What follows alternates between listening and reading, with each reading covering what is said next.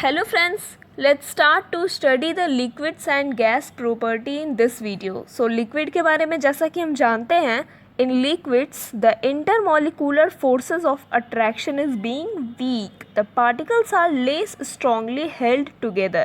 The intermolecular space on the other hand is large. Therefore the particles have more freedom of movement, but the particles are not so weak or the force between them is not so weak that they allow their particles to leave the surface of a liquid.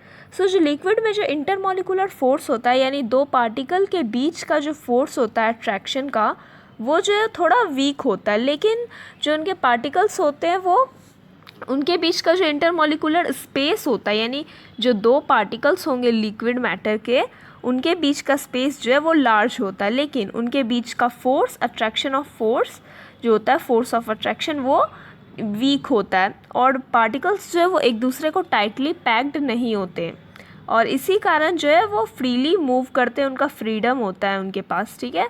लेकिन इतने भी week नहीं होते हैं उनके force of attraction कि वो particles को सरफेस छोड़ने के लिए अलाउ कर दे। So they move freely but they doesn't allow to go out of the surface, ठीक है। तो सरफेस छोड़ के नहीं जाएंगे।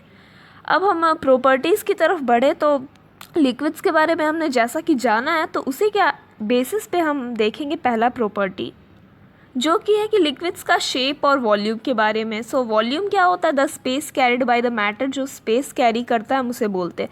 सो liquid has a definite volume but a liquid has no definite shape. So liquid का जो है डिफिनेट शेप नहीं होता है। सॉलिड का हमने पढ़ा था कि डिफिनेट वॉल्यूम भी होता है और डिफिनेट शेप भी, बट लिक्विड में डिफिनेट शेप नहीं होता है। अगर आपने पानी लिया है या दूध लिया है तो अगर आप उसे ग्लास में डालेंगे देन द सेम क्वांटिटी, उतनी ही क्वांटिटी जो वाटर की होगी वो ग्लास में दूसरे शेप में नज़र आएगी और अगर आप बॉल लीजिएगा कटोरा तो दूसरे शेप में नज़र आएगी। लेकिन उनके वॉल्यूम शेप नहीं, जो वॉल्यूम होते हैं वो डिफिनेट होते हैं, ठीक है। यानी कि शेप डिफिनेट नहीं है बट वॉल्यूम होते हैं डिफिनेट। कैसे? सो देखिए, अगर आपने उतनी ही पानी अगर दूसरे वेजल्स में ली, मान लीजिए कि अगर वो 2 लीटर का कोई ग्लास है, ठीक है, और अगर कोई एक लीटर का ग्लास है या कोई भी कंटेनर है, ठीक है, तो अगर एक कंटेनर में हमने डिफिनेट क्वांटिटी में वाटर डाला है 1 लीटर और अगर हम उसे 2 लीटर के कंटेनर में डालेंगे तो क्या वो फुल मतलब पूरा फिल हो जाएगा? नहीं, वो 1 लीटर ही रहेगा। सो दे हैव डिफिनेट वॉल्यूम, जितना उनकी क्वांटिटी होगी वो उतनी ही रहेगी। जब तक हम उसमें एक्स्ट्रा ऐड नहीं करें या एक्स्ट्रा हटा ना दें तब तक वो उतनी ही रहेगी। So they have a definite volume but doesn't have a definite shape. तो चलिए अब हम नेक्स्ट प्रॉपर्टी जानते हैं, डेंसिटी। तो डेंसिटी जानते हैं आप सभी, the mass per unit volume को हम डेंसिटी कहते हैं।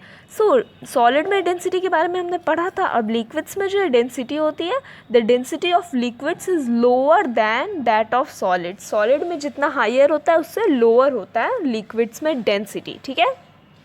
अब हम पढ़ेंगे कंप्रेसिबिलिटी। सो कंप्रेसिबिलिटी मतलब हम जानते हैं किसी भी सब्सटेंस को हम चेक करते हैं कि they can be extend or contract, they can be compressed or not. So liquids के बारे में जानें तो liquids can be compressed only to a small extent. Extent means होता है स्प्रेड, हम उससे थोड़ा सा ही फैला सकते, थोड़ा ही बढ़ा सकते हैं, ठीक है। लिक्विड्स जो होते हैं वो ऑलमोस्ट इनकम्प्रेसिबल होते हैं, ठीक है। So they have a slightly higher compressibility than solid, लेकिन सॉलिड से थोड़ा ज़्यादा वो कंप्रेसिबल होते हैं लिक्विड्स, ठीक है। और ऐसा क्यों होता है? क्योंकि सॉलिड्स के जो इंटरमोलिकुलर स्पेस होते हैं वो बहुत ही कम होते हैं, लेकिन लिक्विड्स के थोड़े ज़्यादा होते हैं उनके बीच का स्पेस पार्टिकल का। So that's why they are slightly higher compressible than solid. Moving to the next property, melting point and boiling point. So the melting and boiling points of liquids are generally lower as compared to those of solid. So solid के compare में देखें या फिर हम matter के compare में देखें तो लिक्विड्स जो था वो थोड़ा लोअर उनका मेल्टिंग पॉइंट और बॉइलिंग पॉइंट होता है, क्योंकि आप जानते हैं कि अगर हमें किसी आयरन को मेल्ट करना हो तो क्या वो बहुत ज़्यादा उसमें टेम्परेचर बहुत ज़्यादा हीट देना होगा हमें उसे, है ना। लेकिन वहीं अगर हमें पानी को बॉईल करना हो तो उसमें क्या ज़्यादा लगेगा? नहीं लगेगा। या फिर अगर जिसका भी इंटरमॉलिक्यूलर स्पेस ज़्यादा होगा उसे मेल्ट करना या फिर बॉईल करना ईजी होता है। So that's why there melting and boiling point are little lower as compare to those of solids. अब नेक्स्ट प्रॉपर्टी है fluidity. So a liquid has a property to flow. ये तो हमने सॉलिड्स में भी पढ़ा था कि लिक्विड्स फ्लो कर सकते easily. A liquid can flow because its particles have higher kinetic energy than the particles of a solid. So liquid जो होते हैं वो फ्लो क्यों करते हैं ईजिली? तो इसका रीज़न है क्योंकि उनके पास जो काइनेटिक एनर्जी होता है पार्टिकल्स का वो क्या होता है? वो हायर होता है। That's why the liquids can flow easily.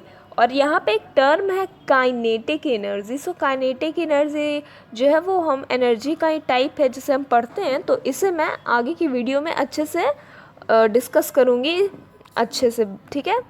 सो अभी पहले हम नेक्स्ट प्रॉपर्टी ख़त्म कर लेते हैं, डिफ्यूज़न लिक्विड्स का, ठीक है।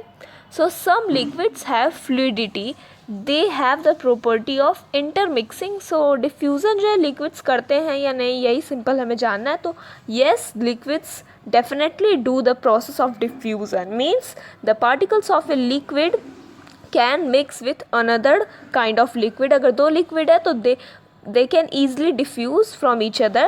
जैसे कि मैंने फर्स्ट पार्ट के वीडियो में डिस्कस किया था कि अगर आप इंक लेंगे और पानी में उसे डालेंगे तो दे कैन बी ईजिली डिज़ोल्व, वो डिज़ोल्व हो जाते हैं, वो उनके पार्टिकल्स जो एक दूसरे में डिफ्यूज़ कर जाते हैं। So that's how the liquids do the process of diffusion, they can be diffused।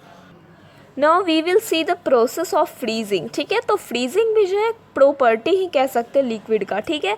आप जानते हैं कि अगर हम वाटर को कूल करते हैं, बहुत ज़्यादा टेम्परेचर उनका लो करते हैं तो क्या होता है? वो फ्रीज़ कर जाते हैं। So that's why we will study this process, ठीक है। ये एक तरह से प्रॉपर्टी ही है लिक्विड का। The term freezing means the transformation of a liquid into its solid state, that is solidification of a liquid is called freezing। Simple शब्दों में कह सकते हैं आप इसे कि solidification जो होता है मतलब सॉलिड में कन्वर्ट करना, ठीक है। किसी भी लिक्विड को सॉलिड में कन्वर्ट करने के प्रोसेस को हम फ्रीजिंग कहते हैं। For example, when water is cooled to 0 degree Celsius, it is converted into ice, that is solid। So the change is of course temporary, भले temporary लेकिन जो change होता है वो temporary हो चाहे permanent, लेकिन वो जो water ice में convert हुआ तो वो liquid solid में convert हुआ। So this is the example of freezing। And one of the another term which we have to read is the temperature at which freezing of a liquid occurs is called its freezing point। So जिस temperature से जो liquid freeze करना start करते हैं, ठीक है। जैसे मान लीजिए हमने पानी को रखा है, ठीक है, वो नई फ्रीजिंग प्रोसेस नहीं कर रहा है, वो नई बर्फ़ में बदल रहा है, ठीक है। और जिस टेम्परेचर जितना ही उसको एक्यूरेट 0 डिग्री सेल्सियस में जैसे ही वाटर को हमने उस टेम्परेचर को प्रोवाइड किया वो उस टेम्परेचर से वैसे ही कन्वर्ट करना शुरू कर देगा। सो द एग्जैक्ट पॉइंट जब हम उसे देंगे वो एग्जैक्ट टेम्परेचर वहाँ से जब वो स्टार्ट करेगा कन्वर्ट होना तो that is called its freezing point. So all the liquids may have different freezing point but generally we know that कि लिक्विड का फ्रीजिंग पॉइंट क्या है? 0 degree Celsius. Okay, so I hope you all have understand all the terms clearly, and if not then do share your doubts on comment, and in next video we will discuss the properties of gases। ठीक है, हम फिर property पढ़ेंगे gas का और उसके बाद हम कुछ नोन टर्म्स जैसे काइनेटिक एनर्जी, इवेपोरेशन, इन सारे प्रोसेस को भी इस चैप्टर में डिस्कस कर लेंगे। सो तब तक के लिए bye, take care and thanks for watching the video.